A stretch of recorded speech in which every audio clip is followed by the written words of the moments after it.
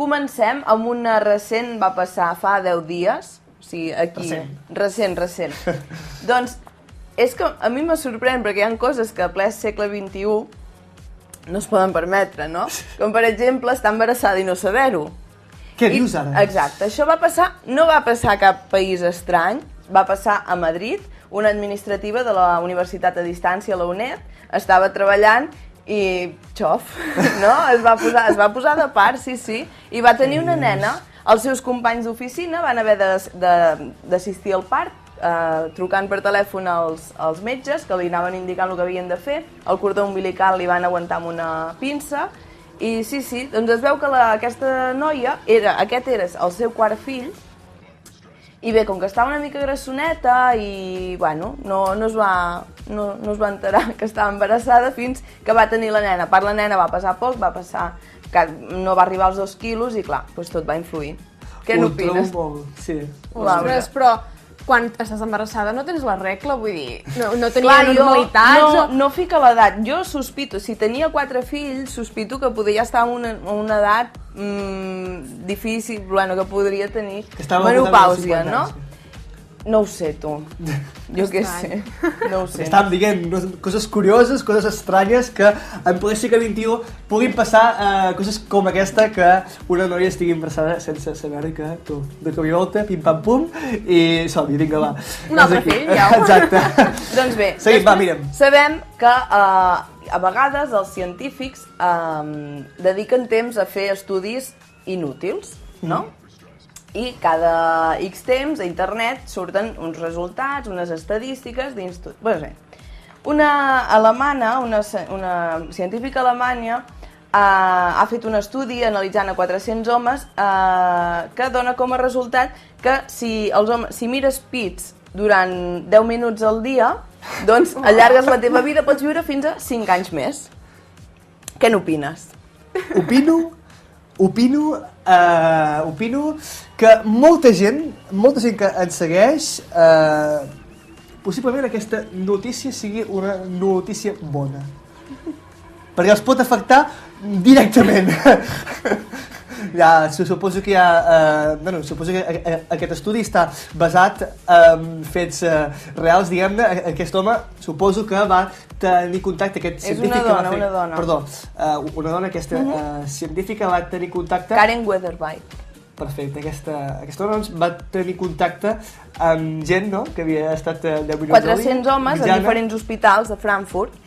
I llavors t'explico la raó científica d'aquestes coses. Explica-me. Doncs mirar pits... Però nus, o sigui... Sí. Mirar pits oscurs. Suposem que sí, perquè clar, vull dir... No, depèn. A veure, és per el fet de l'excitació sexual, vale? D'acord, però clar, vull dir... Això què fa? Que redueix el risc de cardiopaties o de patir infarts i aquestes coses per, no sé, t'acostumes a un nivell d'excitació. Aquesta dona tampoc ha descobert una cosa molt poc... No. Tothom sap que mantenir pràctiques, relacions sexuals és una cosa bona per la salut. O sigui, 10 minuts al dia només mirar, que te fiqui una mica contentet, i llavors ho recomana a homes majors de 40 anys i diu que equival a fer 30 minuts d'exercici. O sigui, que ja ho sabeu, homes de Girona, aquesta nit, mireu, i poden fer l'excusa i diu, no estic mirant per res, per salut. L'humor serà quan un home casat entra a internet a mirar els pits d'una altra dona que no sigui la seva dona, que després aquí hi haurà... És una teràpia curativa. De fet, ja tira l'excusa perfecta. A la notícia aquesta, el redactor suposo que feia el símil de que no es por vicio, es por ejercicio. No? És aquesta frase feta. Molt intel·ligent aquest home. M'agradaria saber l'opinió de la seva dona. Va, el que estàvem dient. No, de fet està bé. De fet, les farmàcies a partir d'ara poden vendre també fotografies de dones ensenyant els pits, no? Perquè suposo que... Bueno, esclar... Suposo, evidentment, no? No et liis gaire, a veure. Pits femenins, no? Suposo. Perquè, esclar, o implants. Clar, això de mirar pits suposo que es pot extrapolar si és bàsicament per l'excitació. No parlem d'això la nit de Nadal, va? No, és igual. Al llarg d'aquesta nit jo penso que sortiran molts més temes així. Sí. No sé per què. Ja hi tornarem. No sé per què, amb aquest programa sempre que vam parlant d'aquest tipus de temes amb aquest i amb molts altres, va, Míriam. Vinga, doncs en aquest 2010 hem continuat amb un any de crisi. Sí. I què volen fer els governs de tots els països en crisi? Doncs atraure turisme, no? Quin és el punt fort de Banyoles, per exemple? L'estany. L'estany. I de Girona? La Devesa.